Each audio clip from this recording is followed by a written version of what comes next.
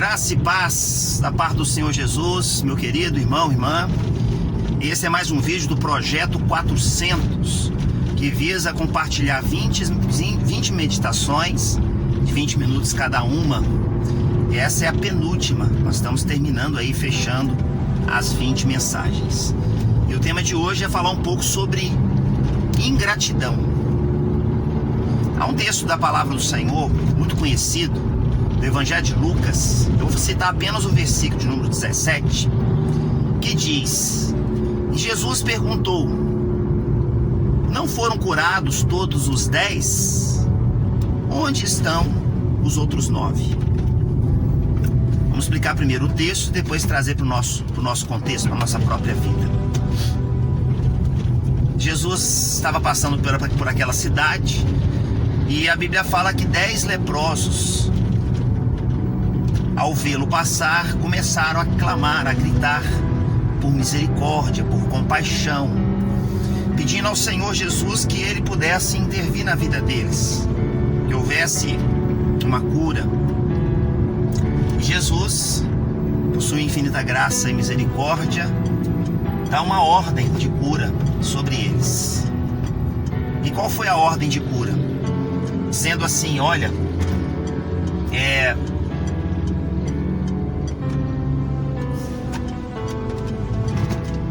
desculpa interromper aqui que deu uma parada. É uma ordem de cura sobre eles. Olha, vão até os sacerdotes e se ofereçam a ele, façam um ato de purificação, que era a orientação dada pela lei. Quando uma pessoa fosse curada, no caso específico da lepra, deveria haver todo um ritual de consagração, de purificação, melhor dizendo. E Jesus então ordena que aqueles 10 vão em direção ao sacerdote, ao templo, né? E ali se oferecerem. E a Bíblia fala que no caminho, enquanto eles estavam indo, no caminho, a Bíblia diz que eles foram curados. Ou seja, antes mesmo deles chegarem aos sacerdotes, eles foram curados. Eles saíram da presença de Jesus ainda enfermos e foram curados no caminho. A Bíblia fala que um deles faz meia volta e volta para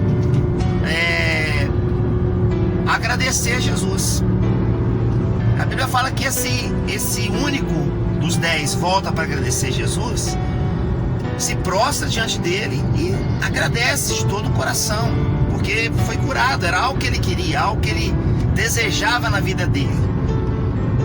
E ele não poderia continuar o caminho, ir até o sacerdote, orientado pelo próprio Senhor Jesus, que era o que ele deveria fazer, sem voltar e agradecer Jesus por aquela bênção que ele tinha recebido.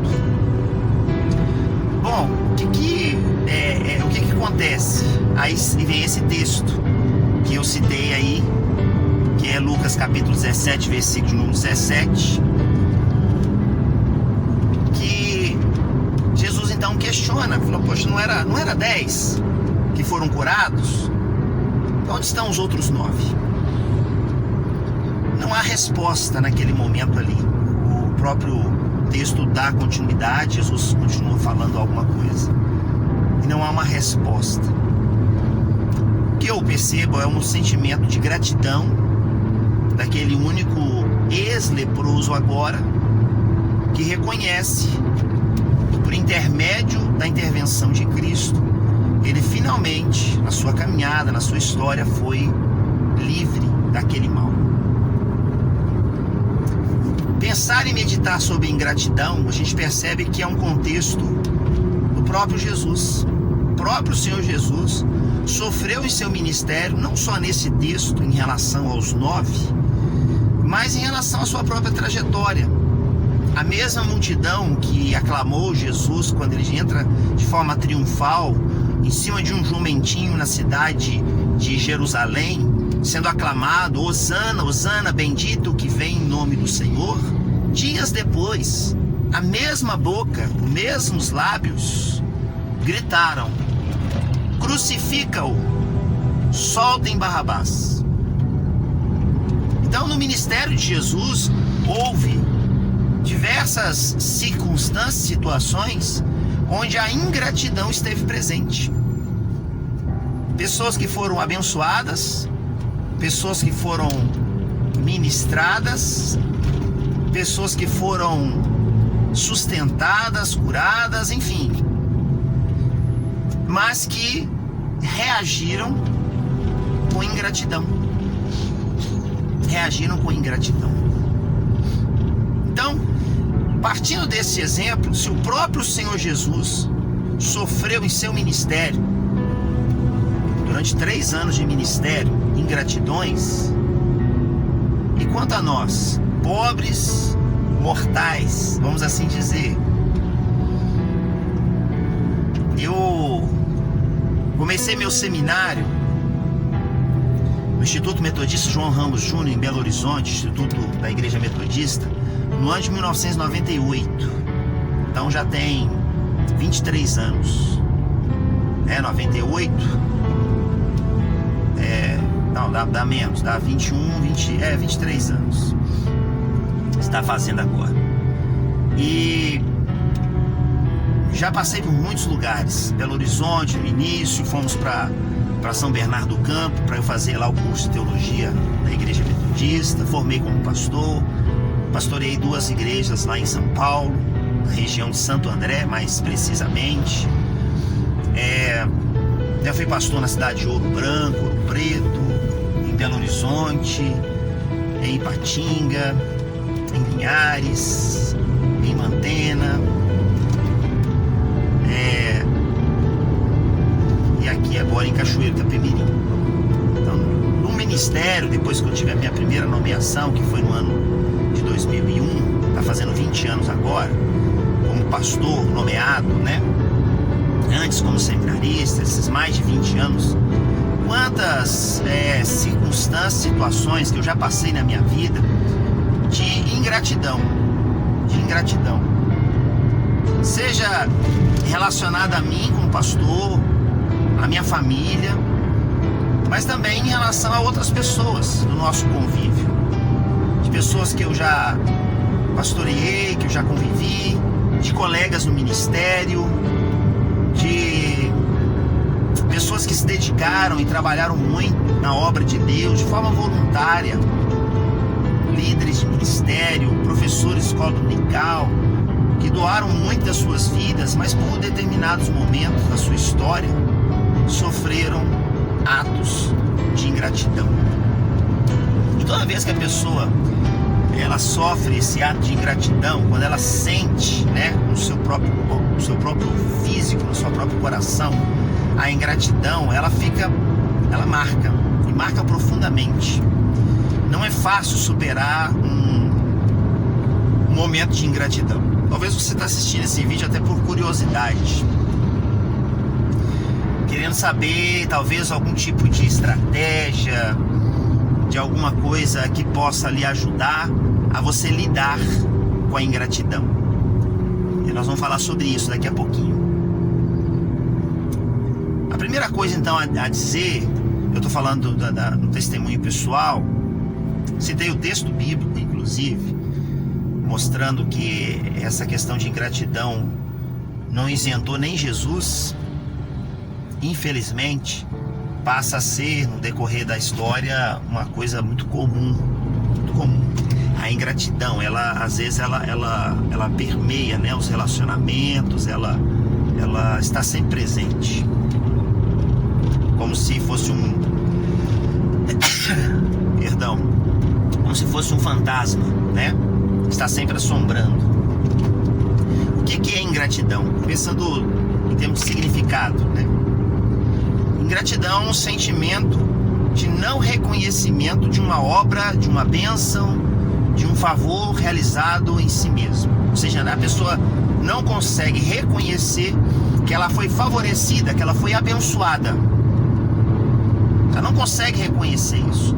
Ou, se ela consegue reconhecer isso, ela não transmite esse agradecimento. Ela não demonstra esse agradecimento. Ela guarda para si e ela não expõe.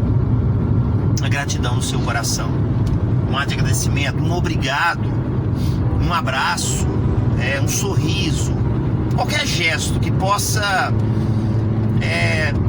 apresentar aquele ou aquela que foi o instrumento da bênção, de que ela reconhece o esforço feito por alguém para que ela então fosse abençoada.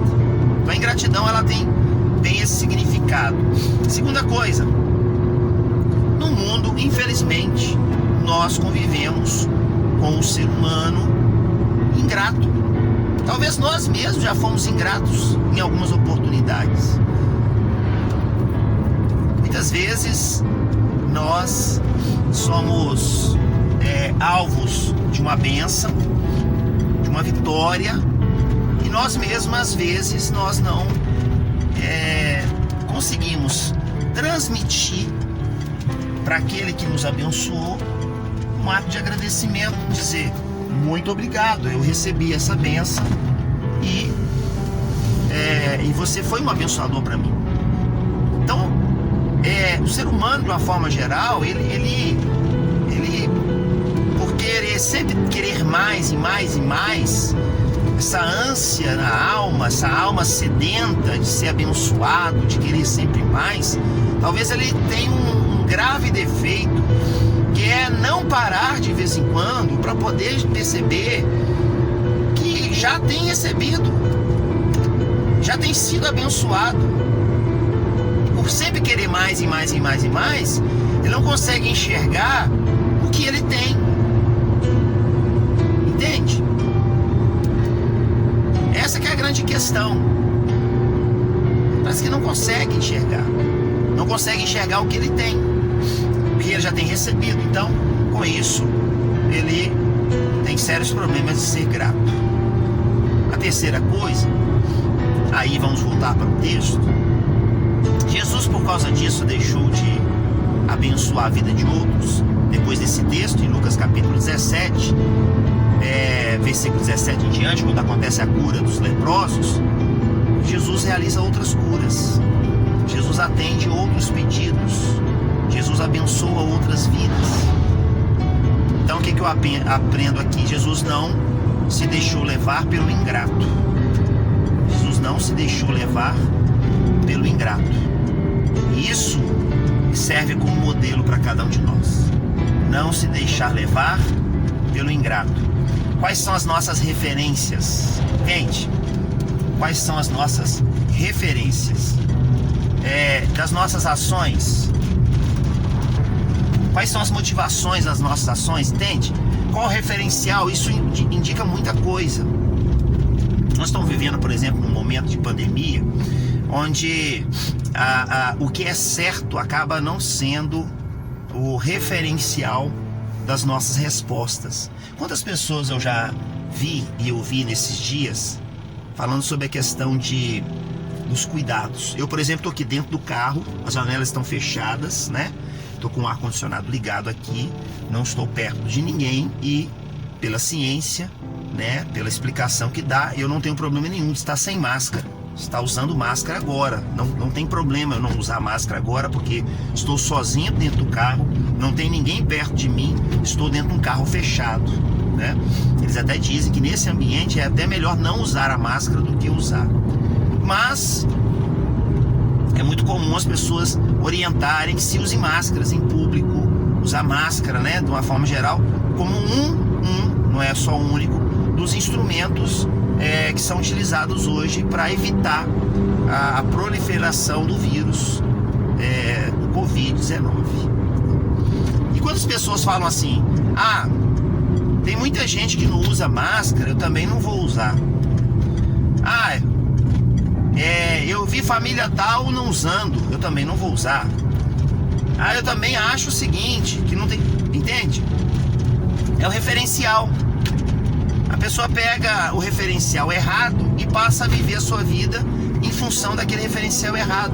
Se Jesus usasse desse mecanismo e falasse assim, poxa, mas que povo ingrato, eu não vou abençoar mais ninguém não. Abençoei 10 e só um voltou. A proporção é o quê? 10% de gratidão. e 90% de ingratidão. Seria muito comum Jesus reagir e falar: a partir de agora eu não faço mais. Eu citei meu ministério mesmo. Quantas vezes na minha vida eu já acompanhei pessoas nas suas crises, nos seus dilemas, nos seus problemas, de eu abrir mão tempo valoroso meu, porque o seu tempo, ele é valoroso. O bem maior que nós temos enquanto nós estamos vivos, né, é a nossa vida e o tempo que nós temos de vida. Não existe valor maior do que o tempo. O tempo é algo extremamente precioso, porque passa. Eu estou fazendo esse vídeo aqui de 20 minutos. Ao final dessa gravação, foram 20 minutos que foram investidos para compartilhar uma palavra. Eu poderia fazer outra coisa, mas eu separei esses 20 minutos para trazer essa meditação. Você separou 20 minutos para ouvir essa mensagem, você poderia estar fazendo outra coisa.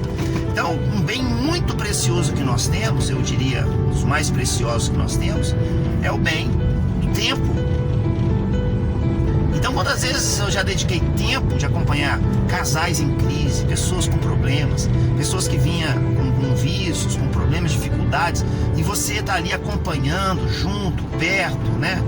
Orientando, orando, investindo tempo, ir na casa da pessoa, separando tempos e tempos no gabinete para ouvir, orar, compartilhar, fazer propósito de jejum, de consagração, enfim, uma série de coisas.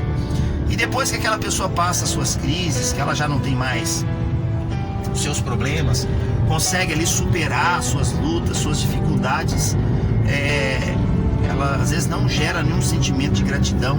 Eu não falo gratidão que a pessoa tem que chegar assim: "Oh, pastor, eu sou eternamente grato pela sua vida", não é isso. Mas depois, de repente, de determinadas atitudes, a pessoa age com você como se ela não te conhecesse mais, como se você fosse um inimigo dela. Literalmente viram as costas, né? Literalmente viram as costas para você, ou falam mal ainda por cima para aumentar ainda mais o sentimento de ingratidão. E às vezes até luta contra você. Então, eu já vivi isso na minha vida. E aí eu procuro me espelhar no exemplo de Jesus. Longe de mim me ser comparado a Jesus. Sou pecador, falho, muito falho, mas eu sempre procuro nortear a minha vida em Jesus. E às vezes aparecem novas pessoas com problemas. E é lógico que eu lembro: poxa vida, essa pessoa que eu estou acompanhando aqui agora, ela parece muito com aquela outra. Aquela outra eu gastei tempo, investi tempo enorme na vida dela. E aquela outra, a primeira oportunidade que ela teve, ela virou as costas e simplesmente não foi grata. E até pior do que a ingratidão é a questão da maledicência, etc, né? Essas coisas todas. E nem por isso eu deixo de estender a mão. Por um motivo simples: nós somos ingratos a Deus. Nós somos ingratos a Deus, muitas vezes. Quantas vezes Deus tem feito coisas maravilhosas em nós, e muitas vezes nós estamos sempre pisando na bola, vamos assim dizer, com o Senhor, falhando com o nosso Deus, né? Não fazendo aquilo que agrada o coração do Pai, não honrando o nome do Senhor, baseando naquilo que Ele espera de nós. Então esse sentimento de ingratidão, ele é muito comum a nós em relação a Deus. E Deus, graças a Deus por isso, que Ele continua com graça e misericórdia sobre nós, nos abençoando, sustentando as nossas vidas, derramando a sua graça e seu poder. Para finalizar, tem um minutinho ainda. O que nós podemos fazer? Primeira coisa, não deixar de abençoar outras pessoas por causa dos ingratos. O ingrato não pode ser referência para mim e para você. Segunda coisa, ser grato. Aprender com o erro dos outros. Gerar gratidão no nosso coração. Agradecer as pessoas pelos pequenos gestos, pelos grandes gestos. Agradecer as pessoas quando elas gastam e investem do seu tempo em nossas vidas. Ser grato. Agradecer, dizer assim: muito obrigado pela palavra que você me enviou, muito obrigado pelas suas orações, muito obrigado pelo seu telefonema, muito obrigado pela mensagem que você mandou. Sim, enfim, ser grato. Remédio, antídoto da ingratidão, evidentemente, é a gratidão. Olha, Deus abençoe a sua vida e até o último vídeo do Projeto 400. Até mais. Deus te abençoe. Fique na paz.